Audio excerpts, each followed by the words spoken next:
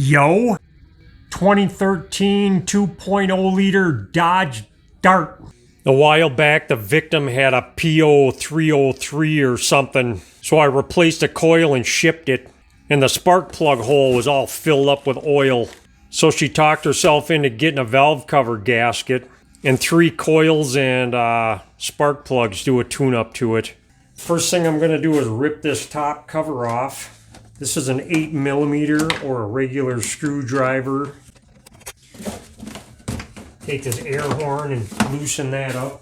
There's an air temp sender here. Just pushing that tab, pop that off. There's a hose clamp on this throttle body. That's a 7mm or a regular screwdriver. Loosen that up. And I should be able to just lift up on this. Oh wow, look at that. That stayed on. Well, this clamp is really doing its job, I suppose. I might as well tighten this clamp back up. I got some kind of foamy thing here I'm going to try to take off without destroying the thing. It's going to kind of be in my way. Looks like I'm just going to kind of pull up the front of it and flop it out of the way because it's kind of stuck in there. There's a bunch of plastic clippy things in here and they're all broke because all this plastic stuff and tape is all just brittle and stuff. I got a connector here, camshaft sensor or something. I got another one here, breather hose, little red child-proof connectors for these coils. You got to pull them back, then push down on the tab and pop them out. PCV hose back here.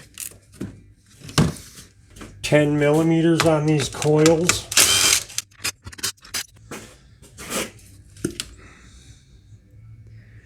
And this is why I'm replacing these coils. Just because these boots are all oil saturated and mushy and looking like long dick dong. And when you get these coils on Rock Auto, they cost you about as much as just buying the boot. So I just get it all. Very much full of oil. Here's the one new one. That's going to be good. I got a brake bleeder here. I don't want to take the chance at any kind of hydrolocking going on if I take these plugs out and all that oil goes down in the cylinders, so I'm going to suck out as much as I can.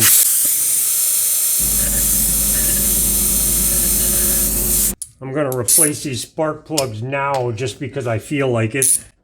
I got a 5A spark plug socket here.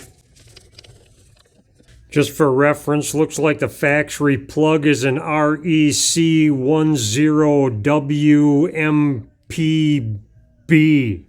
Normally I get the same exact plugs as what I take out, but this time around I just had to go on Rock Auto and I'm got some NGKs or something.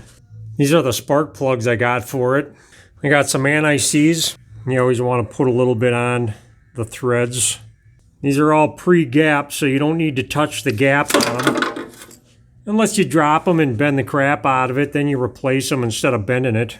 You don't want to wreck those electrode tips, so don't go checking them and bending things and poking tools on the electrodes.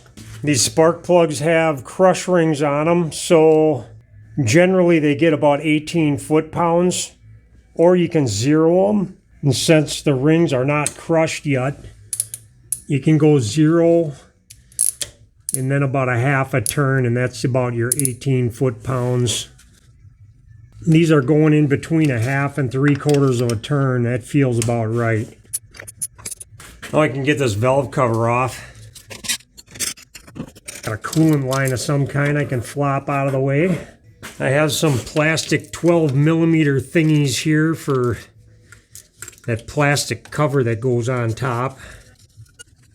All the rest of these bolts appear to be 8mm.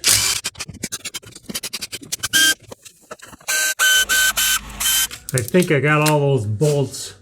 Yep.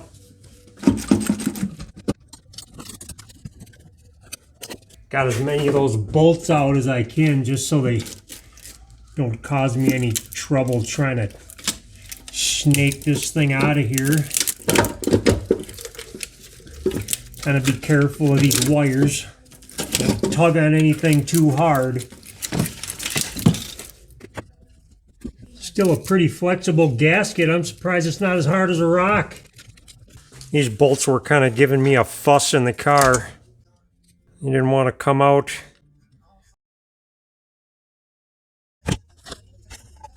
Boy, I thought these would be hard as a rock. They're actually kind of mushy. Pretty strange. Here's my part number. Don't know if that's good for anything. I wiped this valve cover down and blew it off as much as I care to.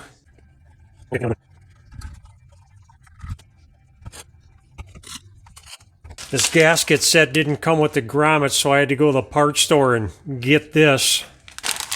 I'm going to put all these grommets on these bolts. Pretty simple thing. I can just get a side cutters and cut these off. Plop a new one on.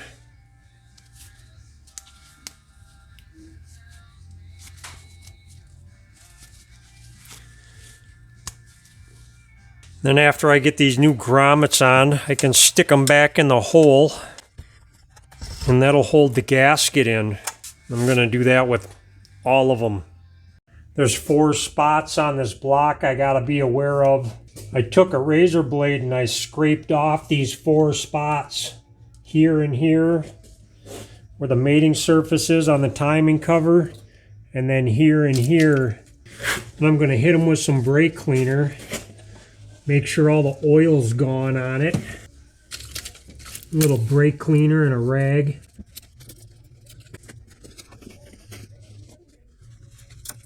I have some ultra gray Permatex here. I'm going to put a little dab on these edges. If your gasket sealant doesn't stick, you know you got oil on here. You got to clean it up again. Little dab there. Little dab there.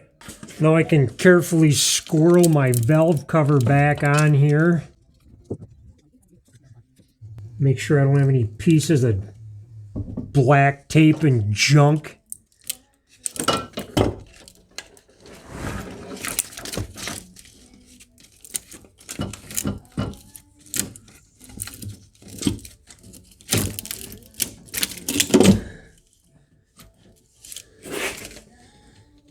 Start all these bolts. I got the setting on my drill turned way down. I'm just going to snug these down and start in the center and work my way to the end. And I'm going to final torque these to 90 inch-pounds or 7.5 foot-pounds.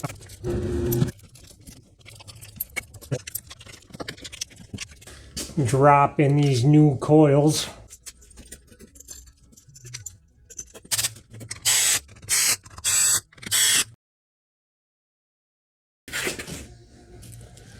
Fold the foam back over.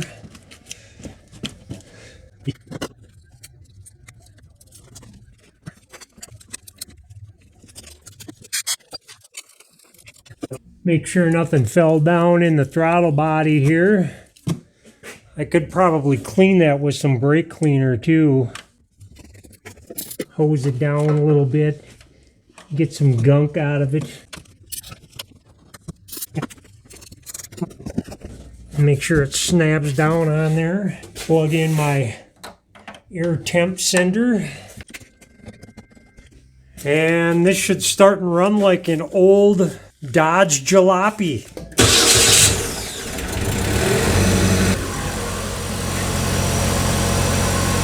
And it's a job. Okay, bye.